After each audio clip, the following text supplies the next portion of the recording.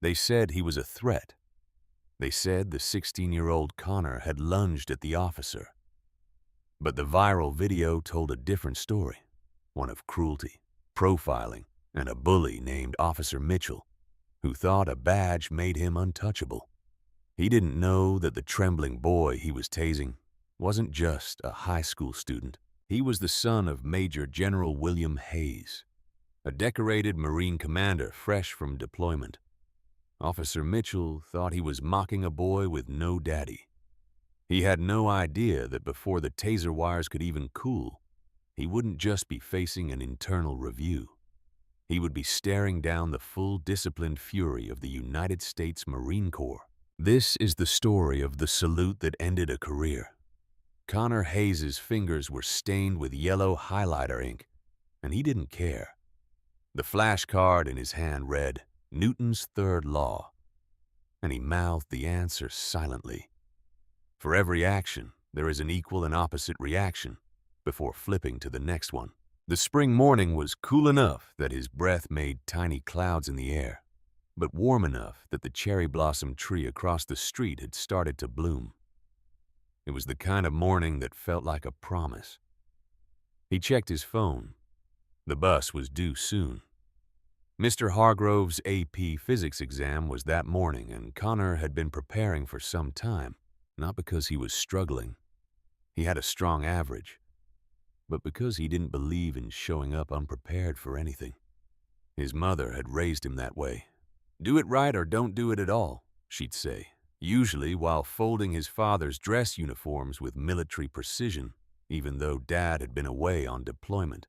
Connor flipped another card, kinetic energy equation. He whispered the formula under his breath, then smiled. He had this. He adjusted the straps of his backpack, navy blue, with a small enamel pin that read, Future Engineer, and glanced down the empty suburban street. Oakwood Drive was always quiet in the mornings.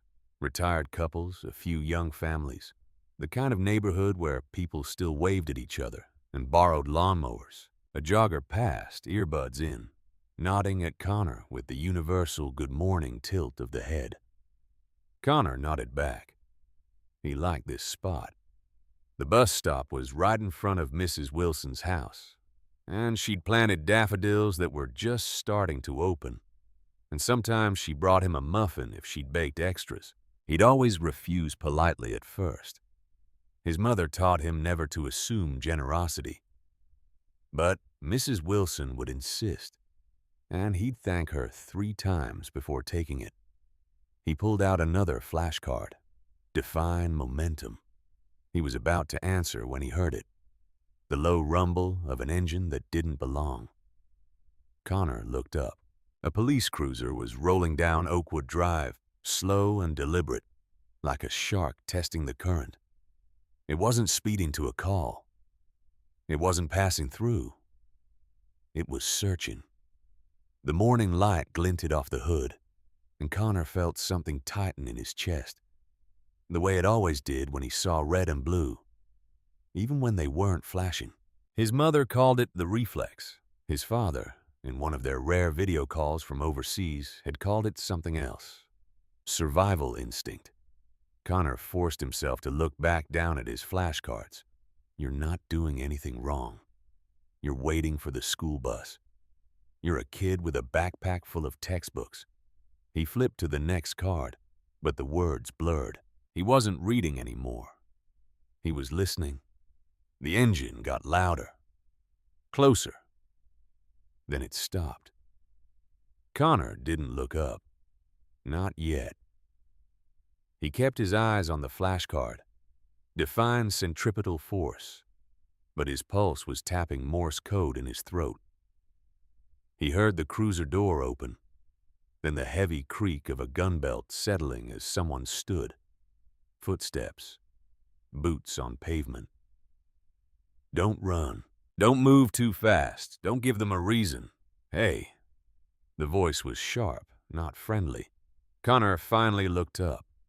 The officer was white, mid-40s, with a buzz cut that had grown out unevenly. and a jaw that looked like it was always clenched. His uniform was wrinkled, his tie loose. His nameplate read Mitchell, but it was his eyes that Connor noticed most. Flat and cold. The kind of eyes that had already decided something before asking a single question. "Morning, officer," Connor said, his voice polite and even, the way his parents had taught him. "Yes, sir."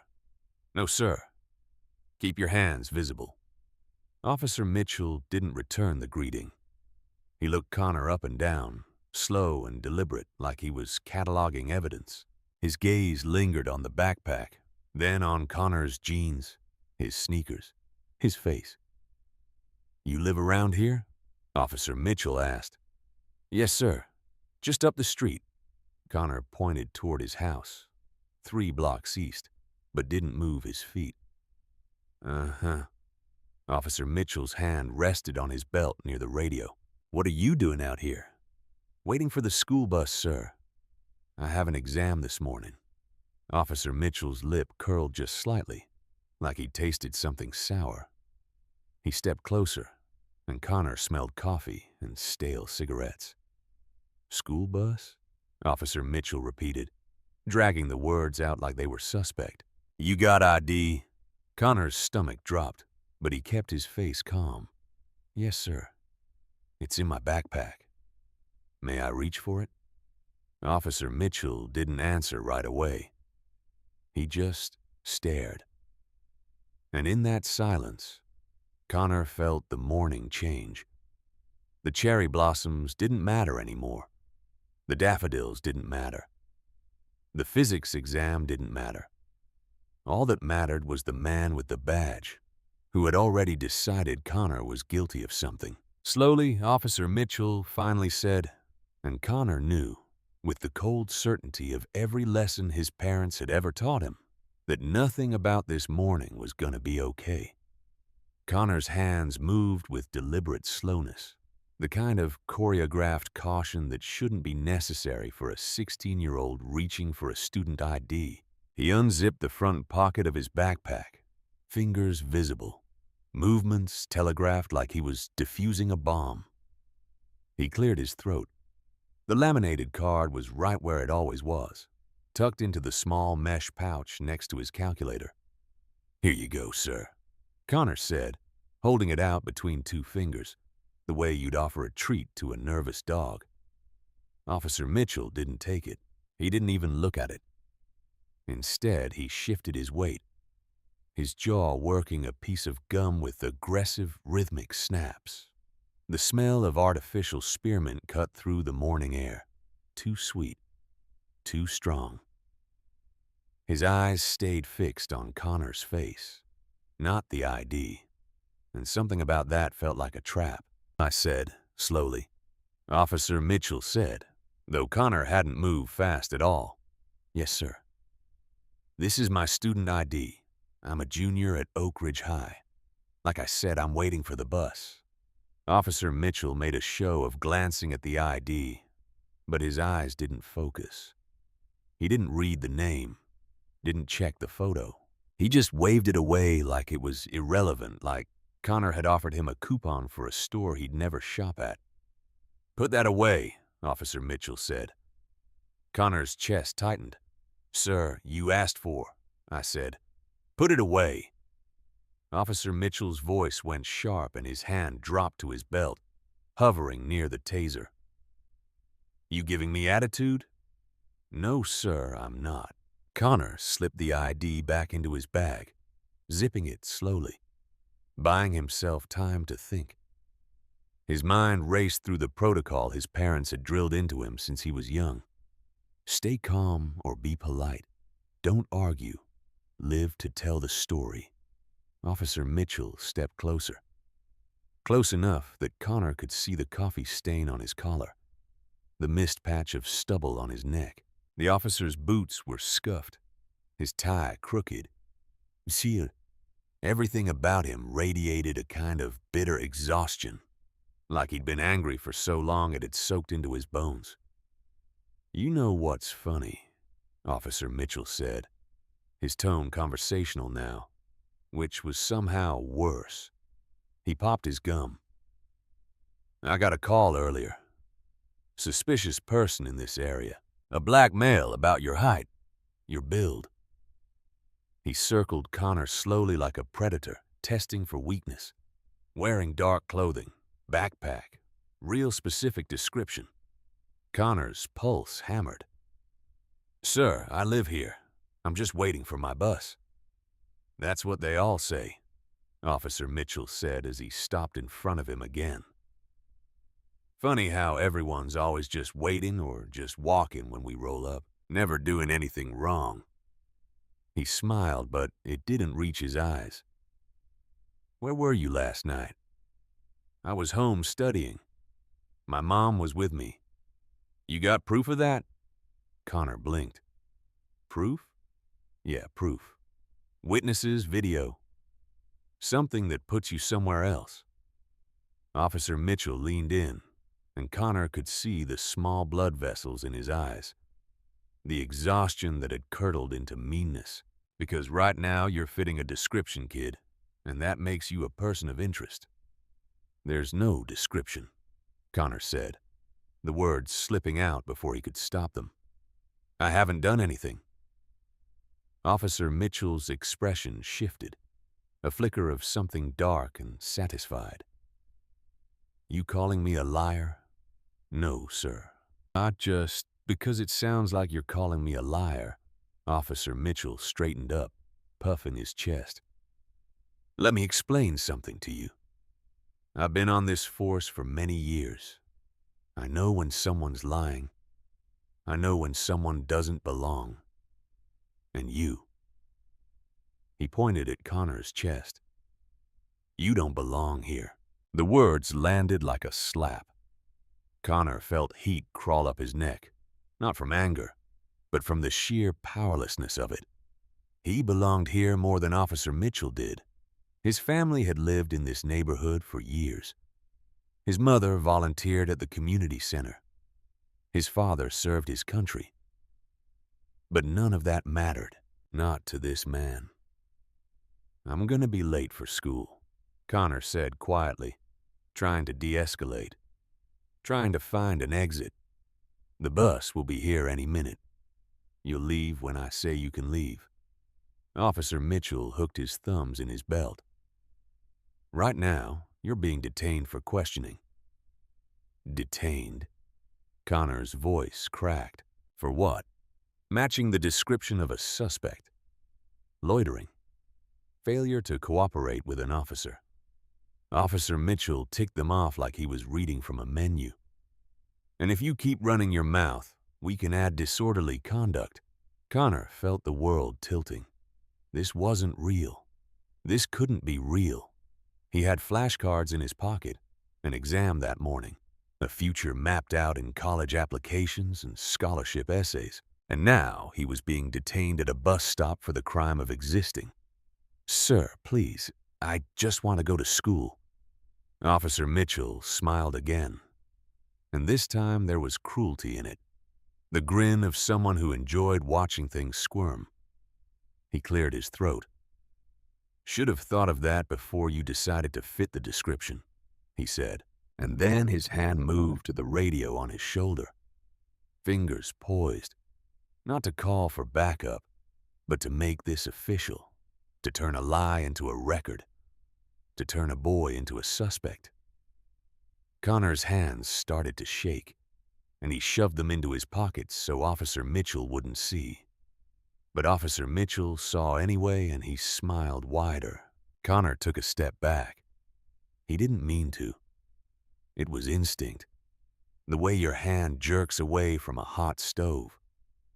But the moment his foot moved, he knew he'd made a mistake. Where do you think you're going?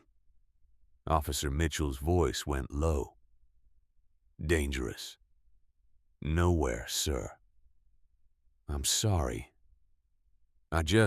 Connor raised his hands, palms out. Universal language for, I'm not a threat. I'm not trying to hands down. Officer Mitchell barked. Connor dropped his hands. I said, don't move. I'm not. Stop resisting." But Connor wasn't resisting. He was standing still, trembling, his backpack straps cutting into his shoulders, his physics flashcards scattered at his feet where they'd fallen from his shaking hands. He could see Mrs. Wilson's curtains shift in the window across the street. The jogger from earlier had stopped at the corner. Phone out, recording. A car slowed as it passed, the driver's face tight with concern, but they didn't stop. No one ever stopped. Officer Mitchell moved fast for a man his size. His hand shot out and grabbed Connor's arm, fingers digging in hard enough to bruise. Connor gasped, more from shock than pain, and tried to pull back. "Don't you pull away from me." Officer Mitchell yanked him forward and Connor stumbled, his backpack throwing off his balance. I said, "Don't resist." "I'm not. Please, I'm not resisting." Connor's voice pitched high, terror stripping away the careful control his parents had taught him. This was wrong. This was all wrong. The bus would be here soon. Mr. Hargrove was probably writing the exam questions on the board right then. His mother thought he was safe. Officer Mitchell spun him around, rough and aggressive, and Connor felt his shoulder wrench. The officer's breath was hot on his neck, that sickly spearmint gum smell mixing with sweat and coffee. "You're under arrest for resisting an officer." I didn't do anything. The words tore out of Connor, desperate and raw. "Please, I have a test. Should have thought of that before you decided to be a smartass." Officer Mitchell's hand went to his belt, and Connor heard the snap of a holster, the electric whine of something charging. Connor's blood went cold. "No, wait, please. This is what happens when you don't comply." Officer Mitchell's voice had a smile in it now, the tone of someone who'd been waiting for this moment, who'd been building toward it since he first saw Connor standing at that bus stop. "I'm complying. Please, sir." I am. The taser prongs hit Connor's back like twin hornets, and then the world exploded into white-hot agony. But every muscle in his body locked and seized. His legs gave out. The pavement rushed up to meet him, and he hit hard, the impact jarring his teeth, scraping his cheek. But he barely felt it because the electricity was still coursing through him, lighting up every nerve, turning his body into something he no longer controlled. His spine arched, his fingers clawed at nothing. His lungs couldn't remember how to breathe. The sound that came out of him wasn't human. It was animal, primal, the noise of a creature in pure, incomprehensible pain. And then it stopped. Connor collapsed fully, his cheek pressed against the cold concrete, his body twitching with aftershocks. He could taste blood where he'd bitten his tongue. His backpack had twisted beneath him, the zipper digging into his ribs. Somewhere far away, someone was screaming. No, where multiple people were screaming, but the sound was muffled like he was underwater. Above him, Officer Mitchell was laughing. "That's what I thought," the officer said, breathing hard from the exertion, from the thrill. He planted a boot on the sidewalk next to Connor's head, close enough that Connor could see the treads. "Not so tough now, are you?" Connor tried to speak, tried to say please or stop or help, but his jaw wouldn't work right. Drool mixed with blood pooled on the pavement beneath his mouth. Officer Mitchell crouched down, one knee on Connor's back, pressing him into the concrete. The weight was crushing, humiliating. The officer leaned close, and Connor could feel his breath on his ear. "You know what your problem is, kid?" Officer Mitchell said. Conversational now, almost friendly. "No discipline, no respect, or nobody ever taught you how to act right." He paused and Connor heard him pop that gum again, the sound obscene in its casualness. "Where's your daddy, huh?" Where's he at right now when you need him?" Connor's chest hitched. His father was thousands of miles away in a desert he couldn't name, doing things he couldn't talk about. Serving a country that let this happen to his son on a quiet suburban street. Officer Mitchell laughed again, louder this time, performing for the growing crowd of witnesses. "That's what I thought. Probably in jail, right? Or just gone. They always are." The words cut deeper than the taser ever could. Connor closed his eyes, tears leaking onto the pavement, mixing with the blood and the shame and the helplessness. His flashcard was inches from his face, the one about Newton's third law. For every action, there is an equal and opposite reaction. Behind them, tires screeched. But Connor, shaking and pinned and broken on the ground, didn't hear it yet. Officer Mitchell was still laughing. He had no idea that the reaction was already here. The black SUV came out of nowhere. One moment, Oakwood Drive was quiet, except for Officer Mitchell's laughter and the murmur of horrified onlookers. The next, the guttural roar of a high-performance engine shattered the morning like a gunshot. The vehicle, a massive Chevy Suburban, with government plates and windows tinted dark enough to be illegal in several states, swerved across the center line, tires screaming as it cut off a minivan and jumped the curb. It stopped a short distance from where Connor lay bleeding on the pavement. The engine didn't shut off immediately. It rumbled, idling with the deep, authoritative growl of something built for purpose, not comfort. Smoke rose from the wheel wells where rubber had burned against asphalt. The driver's side door bore a small insignia that the jogger's phone camera caught in perfect detail: an eagle, globe, and anchor. Officer Mitchell's laughter died in his throat. He stood up from where he'd been crouching over Connor, one hand instinctively moving to his service weapon, the other keying his radio. "I've got her," he started, but the words dried up as the SUV's door opened. The first thing visible was the shoe. Not a boot, not sneakers. A shoe polished to a mirror shine, black leather that reflected the morning sun like obsidian. The kind of shine that took careful work. The kind that spoke of discipline and tradition and standards that didn't bend. It touched the pavement with deliberate precision, followed by a second shoe just as immaculate. Then came the trousers, navy blue, with a blood stripe running down the outer seam, a scarlet line that every Marine knew represented the sacrifice of NCOs and officers at the Battle of Chapultepec. The crease was razor sharp, the fabric pristine. These weren't the wrinkled, coffee-stained clothes of a man barely holding it together. This was the uniform of someone who treated presentation as a form of respect. Mrs. Wilson's phone camera, filming from her window, captured the next detail: the hand that gripped the door frame, dark-skinned, strong, wearing a gold ring. But it was the sleeve cuff that made her gasp audibly enough that the audio picked it up. The gold braid of a field-grade officer's dress uniform, the kind you only saw at ceremonies and official functions.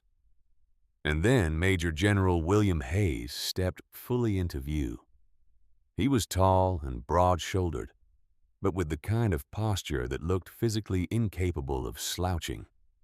His uniform was the Marine Corps Blue Dress Alpha, the most formal iteration reserved for the most serious occasions. The jacket was adorned with ribbons that formed a rainbow of service across his chest.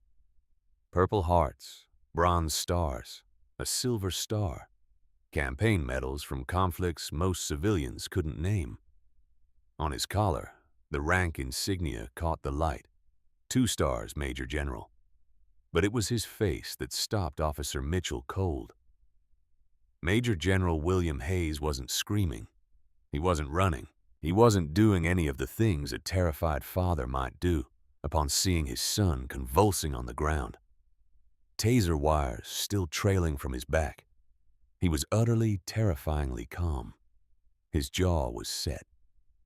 His eyes, the same deep brown as Connor's, were fixed on Officer Mitchell with the kind of focus that combat veterans recognize immediately. It was the look of a man assessing a threat, calculating angles, determining the most efficient solution to a problem. His hands hung loose at his sides, not clenched, not reaching for anything. He didn't need to. Everything about him radiated controlled, disciplined fury. The crowd went silent. Even the jogger stopped narrating his video, his voice trailing off mid-sentence, as he realized he was watching something historic unfold. Major General Hayes walked forward, not rushed, not slow. Each step was measured, purposeful. The stride of someone who'd led Marines into combat zones and expected the ground itself to comply. His shoes clicked on the pavement, sharp, rhythmic, the sound of a drumbeat before battle. He didn't look at the crowd, didn't acknowledge Mrs. Wilson or the jogger or the driver who'd pulled over to film. His entire focus was on two things: his son crumpled and shaking on the concrete, and the man in the wrinkled uniform standing over him. Officer Mitchell's hand was still on his weapon, but his fingers had gone slack. Some deep, primal part of his brain was screaming at him that he'd miscalculated, that he'd stepped into something he didn't understand. But his ego, his many years of unchecked power, kept him rooted in place. "Sir, you need to step back," Officer Mitchell said, but his voice had lost its edge. "This is an active police matter." Major General Hayes stopped a short distance away. He didn't blink, didn't raise his voice. When he finally spoke, his words were quiet, almost gentle, and somehow that made them more devastating. "What?" He cleared his throat. "That," he said, gesturing to Connor without breaking eye contact with Officer Mitchell, "is my son." The air seemed to leave the street. Officer Mitchell's face went slack, then red, then pale in rapid succession. His mouth opened, closed, opened again. Major General Hayes took another step forward, and the morning sun caught the stars on his shoulders, making them gleam like warnings. "And you," he continued, his voice still that terrible, deadly calm, "just made the worst mistake of your life." Officer Mitchell's hand moved from his holster to point at Major General Hayes, finger extended like a weapon. "Back away, citizen." His voice cracked on the second word, panic bleeding through the attempted authority. "This is an active police situation. I will arrest you for interference."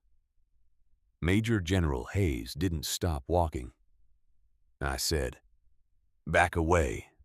Officer Mitchell's voice went shrill now, the sound of a man watching his power slip through his fingers like sand. He took a step backward, stumbling slightly over Connor's scattered flashcards. "I'm warning you. I will use force." Major General Hayes reached the taser wires.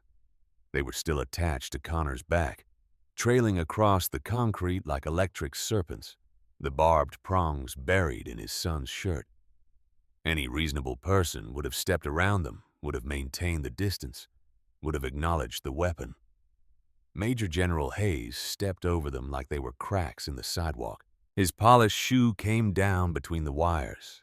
Then his second foot followed, and suddenly he was standing in the impact zone, the space where violence had just occurred, occupying it with the calm certainty of someone reclaiming territory.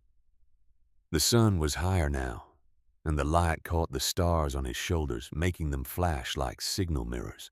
2 stars, each one representing thousands of Marines, hundreds of millions of dollars in assets, the weight of command that most people couldn't fathom. Officer Mitchell saw them. Finally, truly saw them. His face went from red to gray in an instant. "Sir, Be silent." Major General Hayes's voice was quiet, but it cut through the morning like a blade through silk. It wasn't loud.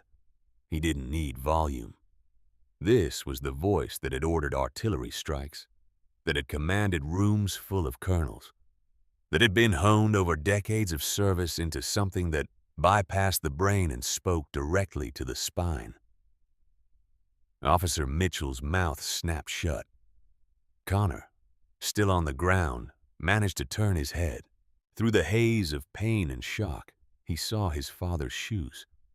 Those impossibly shined shoes he'd watched his dad polish 1,000 times, planted on the concrete inches from his face. He tried to say, "Dad," but it came out as a broken wheeze. Major General Hayes's jaw tightened, the only visible crack in his composure. But he didn't look down yet. His eyes stayed locked on Officer Mitchell like a targeting system. "That suspect," Major General Hayes said, and the word dripped with contempt, "is my son, Connor Michael Hayes, a high school student with a strong GPA, member of the National Honor Society. He was waiting for his school bus." He took another step forward, and Officer Mitchell took 2 back, his boots tangling. "And you tased him." He was resisting. Officer Mitchell started. I said, "Be silent." The temperature of Major General Hayes' voice dropped. "I watched the entire assault from nearby. I saw you refuse his identification. I saw you grab him when he tried to step back. I saw you tase a compliant minor who posed 0 threat." He gestured to the jogger, to Mrs. Wilson in her window, to the growing crowd of witnesses. They saw it, too. Every phone on this street saw it. Officer Mitchell's hand drifted toward his radio again, some desperate instinct telling him to call for backup, to get someone here who could reset the power dynamic in his favor. "Touch that radio, and I will consider it an act of aggression," Major General Hayes said softly. The hand froze. "Do you know what I do, Officer Mitchell?" Major General Hayes took another step, and now they were close enough that Officer Mitchell could probably smell the starch in his uniform, the clean scent of discipline and order. "I command thousands of Marines. I've served in multiple combat deployments. I've been awarded the Silver Star for valor under fire." He paused, and his voice went even quieter, more dangerous. "I've faced down insurgents, warlords, and enemy combatants in some of the worst places on this planet." Officer Mitchell tried to straighten up, tried to puff his chest, tried to find some scrap of the authority he'd wielded so carelessly moments ago. "I'm a police officer, but I have jurisdiction. You have nothing." Major General Hayes's words hit like hammer strikes. "You assaulted a minor. You falsified probable cause. You ignored his compliance and his identification. You used excessive force on an unarmed child." He leaned in, and Officer Mitchell actually whimpered. "You mocked his father for being absent while that father was serving his country overseas." Officer Mitchell's face crumbled as the full weight of his mistake landed. "I didn't know. You didn't care." Major General Hayes's control finally cracked just enough that the rage underneath showed through. White hot and barely contained. You saw a black boy at a bus stop and decided he was guilty of something. Anything. You were bored. You were angry. You wanted to hurt someone who couldn't hurt you back. His voice rose, not to a shout, but to something harder.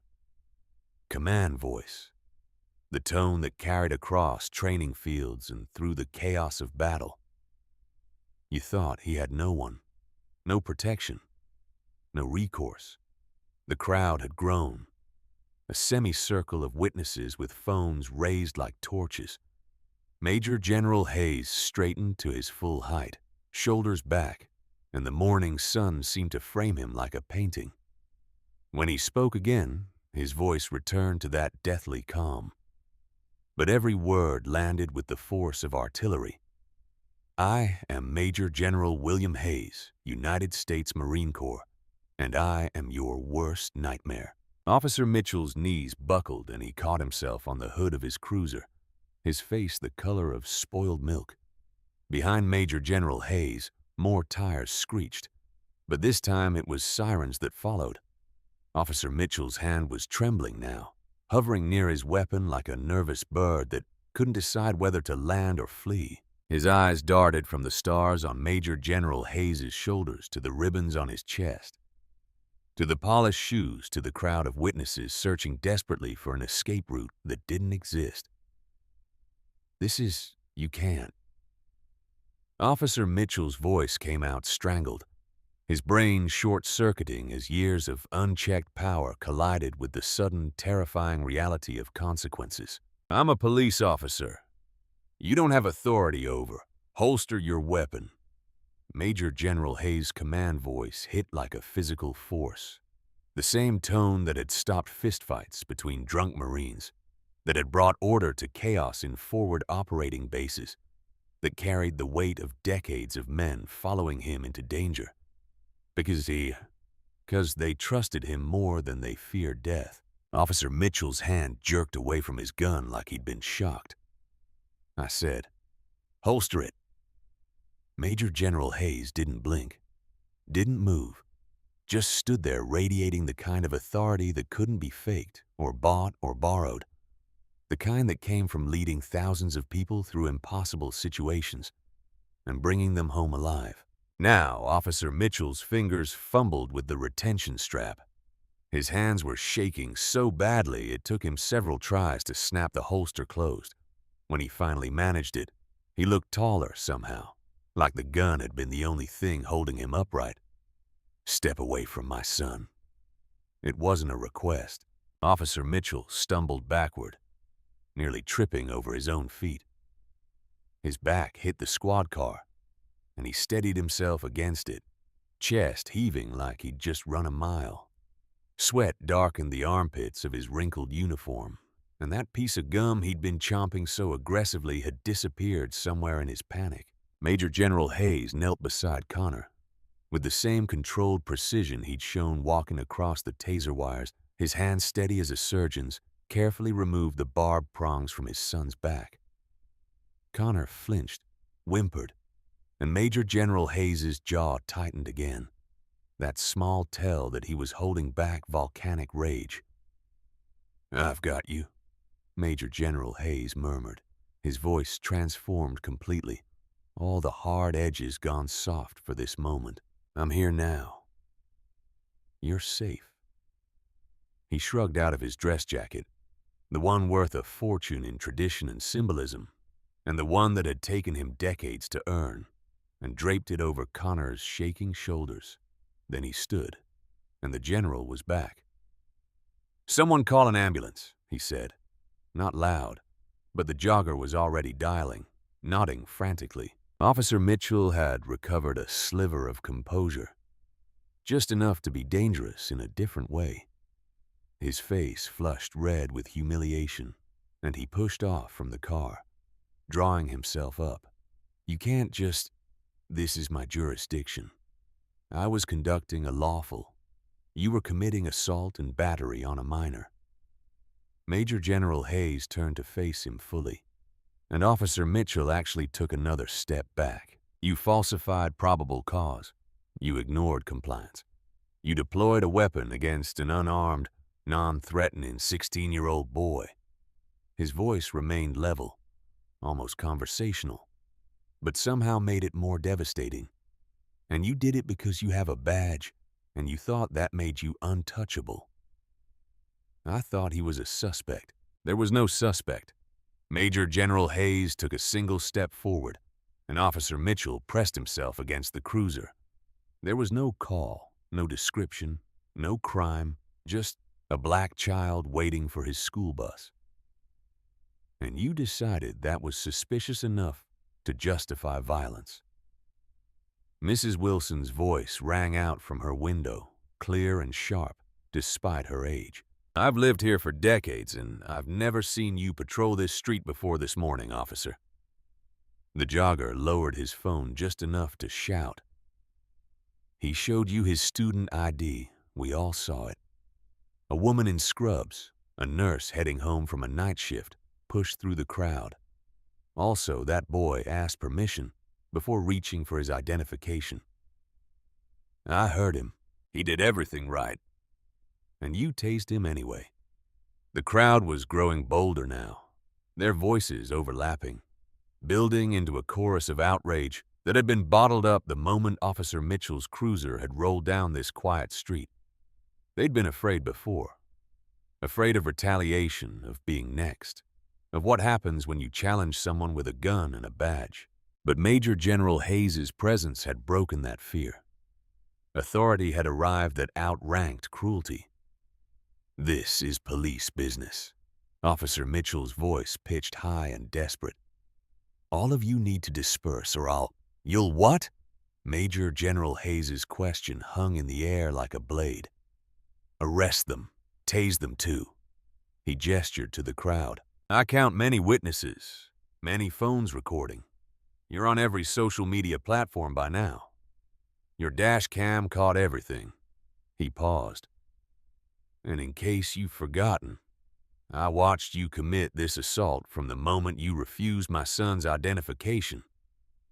Officer Mitchell's face went through another rapid color change, red to white to a grayish green that suggested his stomach was rebelling. A man in a business suit called out, "We know who you are, Mitchell. You gave my nephew a concussion last year during a routine traffic stop." Another voice, "You pulled my daughter over several times for broken taillights that were never broken." The crowd pressed closer, not threatening, but no longer afraid. They smelled blood in the water. Officer Mitchell looked around frantically, searching for allies, for backup, for anyone who might restore the balance of power he'd enjoyed for so long. He found none. Major General Hayes stood like a monument between Officer Mitchell and Connor, and when he spoke again, his voice carried across the street with absolute finality. Your career is over. The crowd erupted in cheers. The sirens arrived from two directions at once. From the east, a pair of state police cruisers, their light bars painting the street in alternating blue and red. From the west, something Officer Mitchell didn't immediately recognize. A white SUV with minimal markings, but unmistakable lettering on the side. Military police. Officer Mitchell's face flickered with something between hope and calculation. Backup had arrived. Other uniforms, other badges. Maybe, just maybe, he could still control the narrative. Brother officers understood.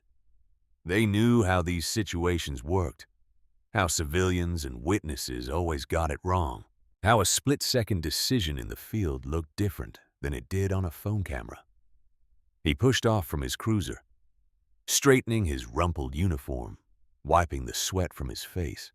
But by the time the first state trooper exited his vehicle, a tall man with graying temples and sergeant stripes, Officer Mitchell had arranged his features into something approximating professional concern. "Sergeant, thank God you're here," Officer Mitchell started, his voice steadying as he fell back into familiar patterns. "I've got a situation that escalated. Suspect matched a description, became aggressive, refused to comply. I had to deploy my taser for officer safety." He gestured vaguely at Connor, who was still on the ground, wrapped in his father's dress jacket. "Then this civilian interfered with my arrest, and now I've got a hostile crowd." The state trooper wasn't looking at Officer Mitchell. His eyes had locked onto Major General Hayes, and his expression shifted through surprise, recognition, and something close to awe in the span of moments. He snapped to attention. His hand rose in a crisp salute, held rigid. "General Hayes, sir." Officer Mitchell's words died in his throat. The second state trooper had made it around his vehicle, and upon seeing his sergeant's salute, immediately followed suit. "Sir," from the military police SUV, two MPs emerged, a gunnery sergeant and a corporal, both in combat utilities that made them look like they'd been pulled from active duty. They took in the scene with the trained efficiency of people who investigated crimes for a living. The boy on the ground, the taser wires, the disheveled cop, the crowd of witnesses, and the general in full-dress blues standing like a pillar in the center of it all. The gunnery sergeant didn't salute. Major General Hayes was uncovered, but he moved to a position of parade rest. "Sir, we received word you'd made an emergency call to the Provost Marshal's office." "I did." Major General Hayes's voice carried the clipped precision of an officer delivering a report. "I witnessed an Oakwood police officer assault my 16-year-old son with a taser. The victim was unarmed, compliant, and posed no threat. The officer refused to examine the victim's identification and falsified probable cause." He turned his gaze to the state trooper. "Sergeant, every moment of the assault was witnessed by multiple civilians and recorded on multiple devices." Officer Mitchell found his voice, shrill and desperate. "That's not—" "Sergeant, I was conducting a lawful detention." "Officer, be quiet." The state trooper sergeant didn't even look at him. His attention remained fixed on Major General Hayes. "General, is your son injured? He requires immediate medical attention. Ambulance is en route." "Understood, sir." The sergeant finally turned to Officer Mitchell, and his expression had gone glacial. "Officer Mitchell, I need you to step away from your vehicle and provide me with your duty belt." Officer Mitchell's face went scarlet. "What?" "No, Sergeant. I'm telling you, this is a misunderstanding." That wasn't a request.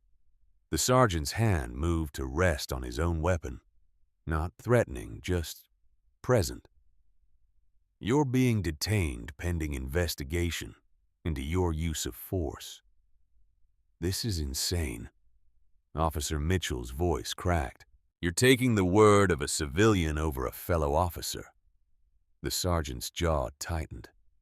"I'm taking the word of a major general in the United States Marine Corps. I'm observing a teenager with taser burns on the ground, and I'm watching many civilians corroborate his account." He took a step closer to Officer Mitchell. "Now take off your duty belt before I remove it for you." Major General Hayes spoke again, and this time his voice carried the full weight of command. "Gunnery Sergeant, I'm formally requesting that the military police coordinate with state authorities to ensure a complete investigation.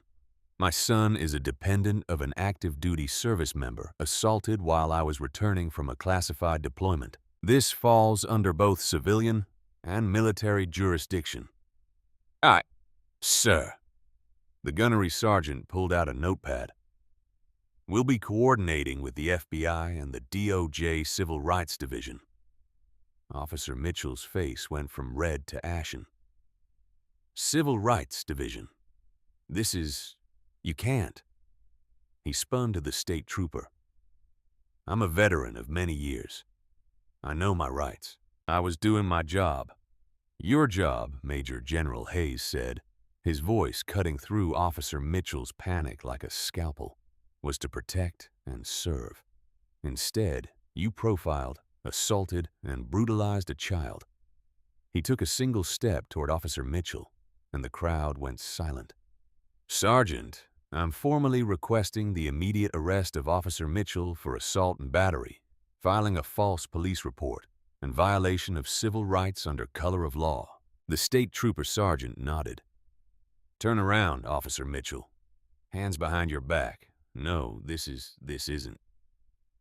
Officer Mitchell backed against his cruiser, eyes wild, looking from the sergeant to the MPs to Major General Hayes to the crowd, and finding no allies anywhere. "I was just doing my job." Mrs. Wilson's voice rang out one more time. "Your job isn't to torture children." The crowd erupted in agreement. "Officer Mitchell," the sergeant said, pulling out his handcuffs, "you're under arrest."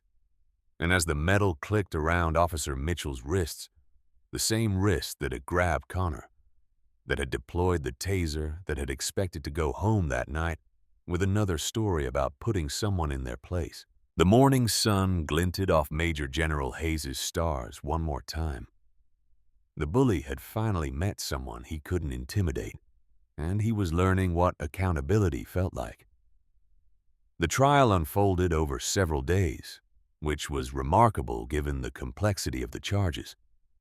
But when you have numerous eyewitnesses, multiple video recordings, and a decorated Marine Corps general willing to testify against you, the prosecution's case builds itself. The courtroom was packed every single day. Mrs. Wilson sat in the third row with a church group she'd organized specifically to attend. The jogger, whose footage had been viewed millions of times, sat near the back, quietly nodding along with testimony. Connor's mother held her son's hand in the front row, her other hand clasped tight around a handkerchief she hadn't stopped twisting since jury selection. Officer Mitchell's attorney, a weary public defender named Brian Ellis, who'd pulled the short straw in the assignment lottery, did what he could. He argued context, and he argued split-second decision-making. He argued the challenges of modern policing. The jury listened politely and believed none of it. It was during the trial when the prosecution played the footage. All the videos had been entered into evidence, but the prosecutor chose the jogger's recording for the courtroom viewing. The audio was clearest, the angle was unobstructed, and it captured everything. The courtroom fell silent as Connor's voice played through the speakers. "I am complying. Please, sir, Then the taser's electric crack, Connor's scream, the sickening thud of his body hitting concrete. Two jurors flinched. One covered her mouth.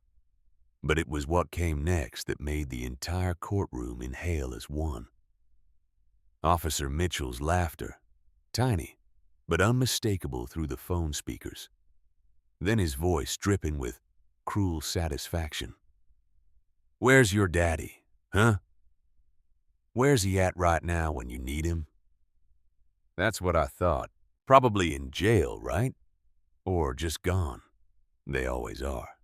The prosecutor paused the video on Officer Mitchell's face, frozen mid-laugh, and let the silence stretch.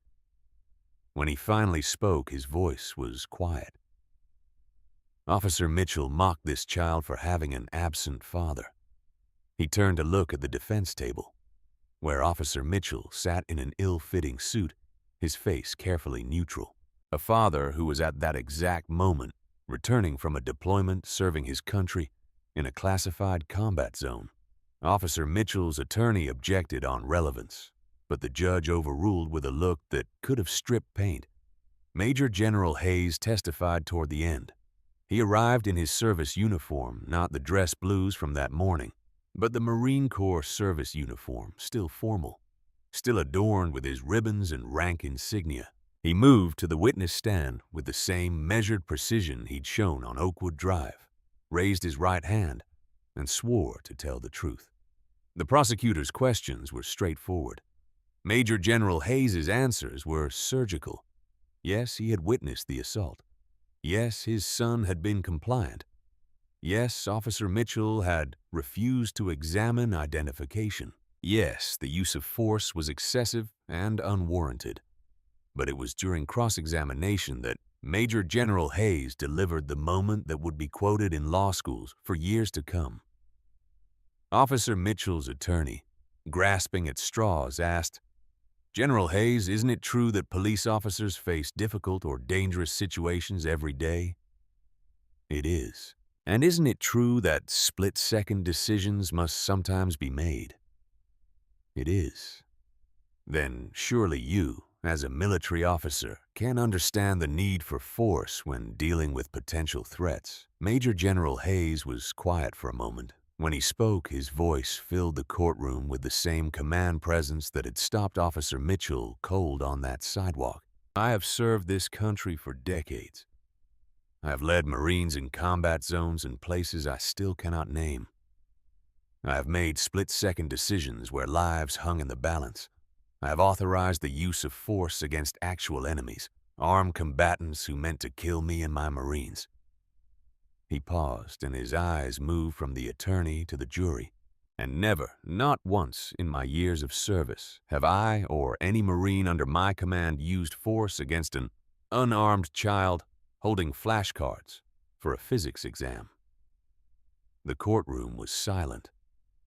I have fought tyranny abroad, Major General Hayes continued, his voice steady and absolute. I have seen what happens when people with power abuse those who have none. I have watched dictators and warlords brutalize their own people because they believed might made right. His gaze shifted to Officer Mitchell, who couldn't meet his eyes. I will not tolerate that tyranny at home, not on American soil, not to my son, not to anyone's son. The defense had no further questions. The jury deliberated briefly. They found Officer Mitchell guilty on all counts: assault and battery, filing a false police report, deprivation of rights under color of law, and misconduct in office. The judge, a black woman in her 60s who'd spent years as a prosecutor before taking the bench, showed no mercy. "You betrayed your oath," she said, looking down at Officer Mitchell from the bench. "You weaponized your authority against a child. You mocked his pain, and you did it because you believed you were untouchable." Officer Mitchell's hands shook as he gripped the defense table. He received a substantial prison sentence. Officer Mitchell's legs buckled. His attorney caught him.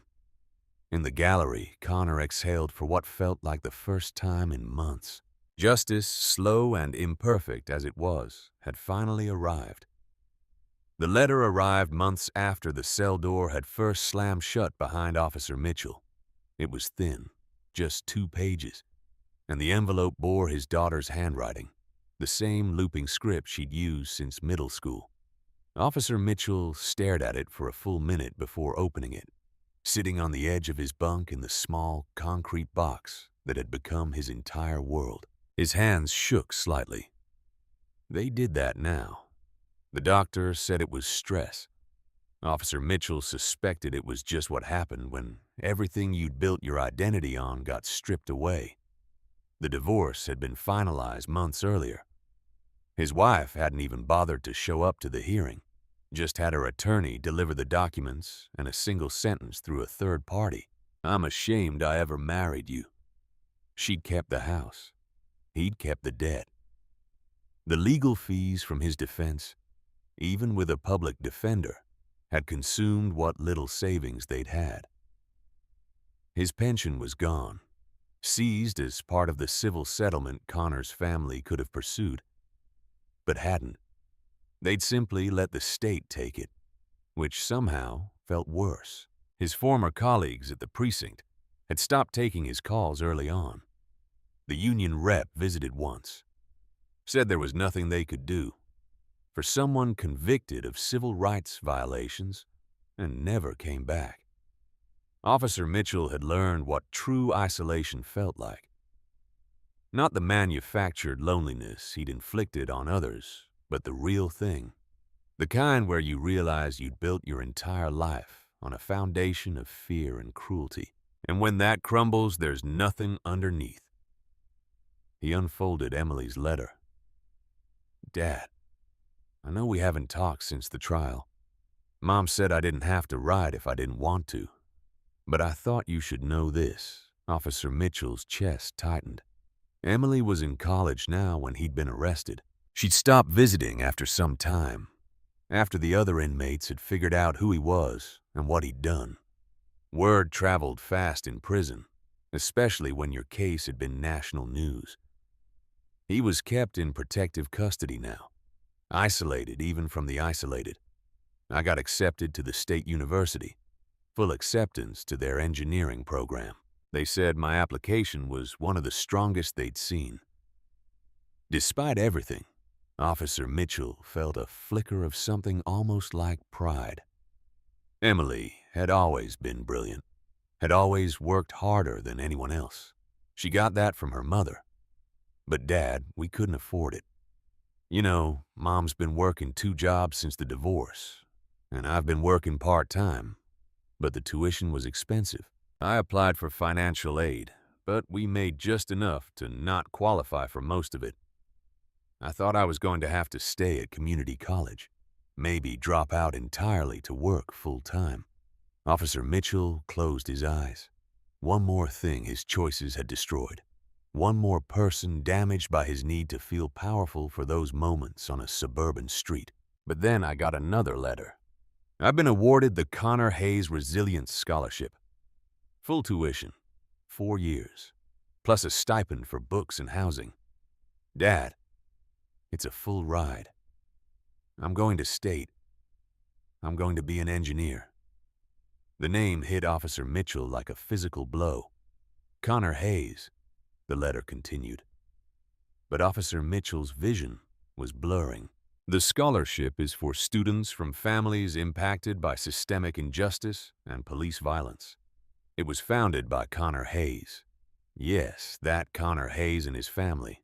The letter said he started it because he wanted to turn his trauma into something that could help other people, especially kids like me who got caught in the crossfire of someone else's mistakes. Officer Mitchell's hands began to shake harder.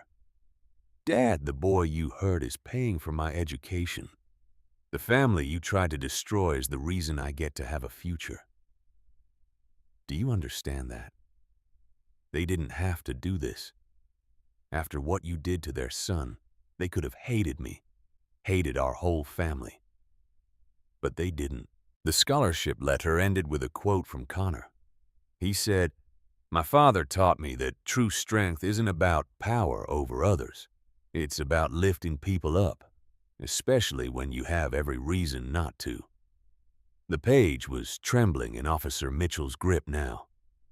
I don't know if I'll ever write to you again. I don't know if I can forgive what you did. But I thought you should know that the people you treated as less than human showed more humanity than you ever did. I'm going to make something of my life, and it's going to be despite you, not because of you. Officer Mitchell set the letter down carefully on the bunk beside him. His hands moved to his face, and for the first time since the day he'd been sentenced, he wept. Not the angry tears of self-pity he'd shed that first night in his cell. Not the bitter tears of a man who thought he'd been wronged by the system.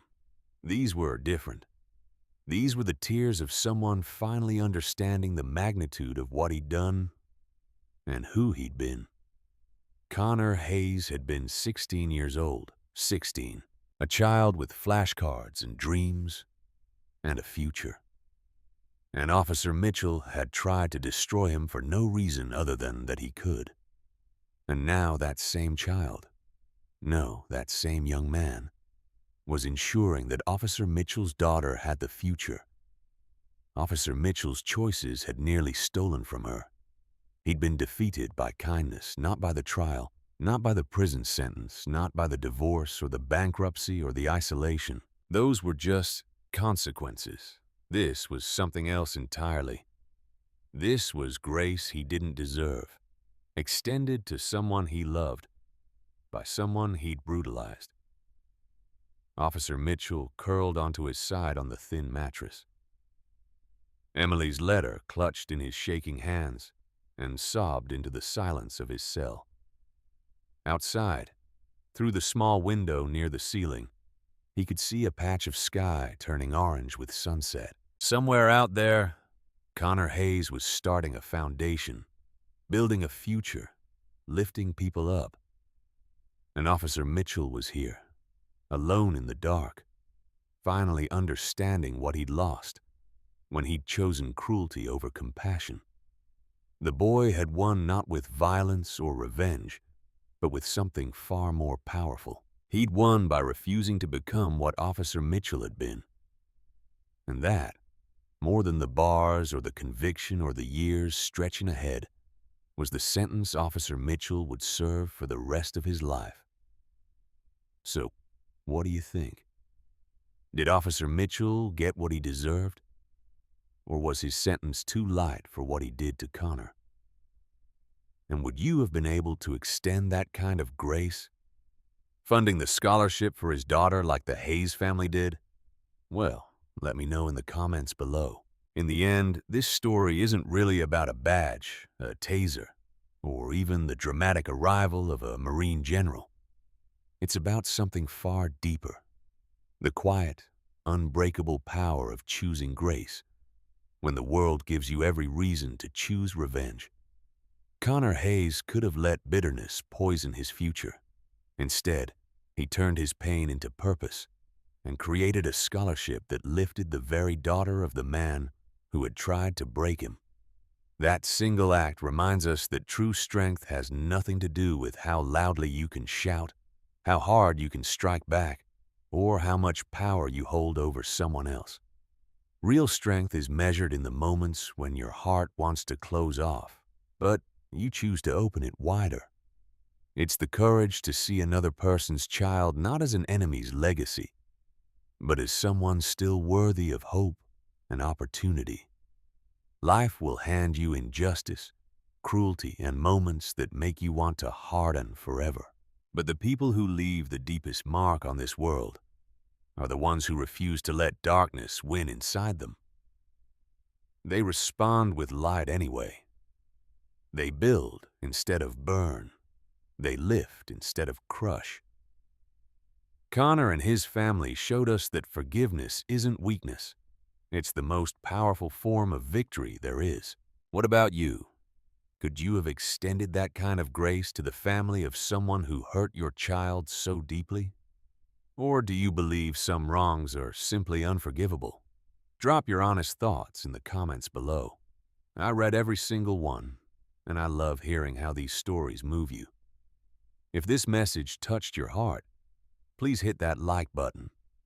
It truly helps the channel grow. And if you haven't already, go ahead and subscribe while you're here.